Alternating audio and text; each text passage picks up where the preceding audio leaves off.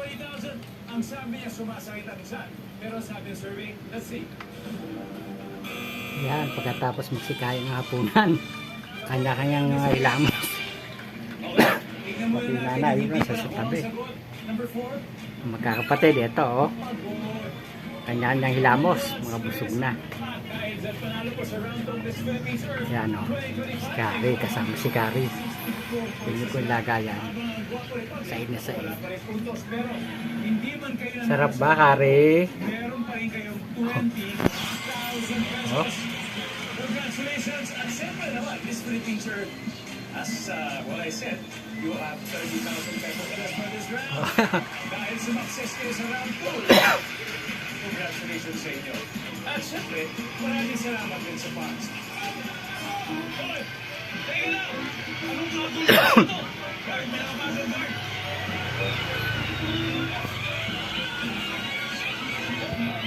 Busog na. Papatay na ng mga yan. Ang bulat naman kayo, bigla rin pumapasok dito. Sasampa niya sa ukuan. Did you come in this? Pagkatapos magsikain, ganyan guys. Hilamos sa mukha. Kalma lang. Oo.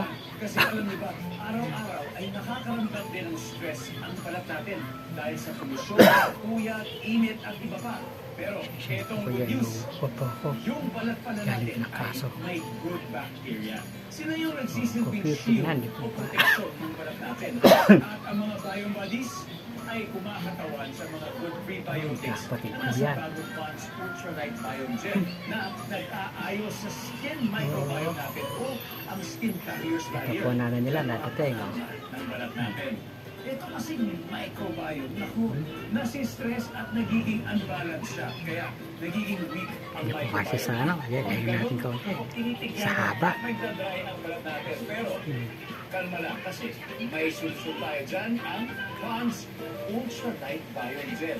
O kahit tayo mga kalalakihan, kailangan natin ito ang pag-restore ng balance sa microbiome. Kaya para mas maging fresh at kalma ang mga Kaya po balat muna natin, tayo. Magandang gabi po sa inyo. plumper and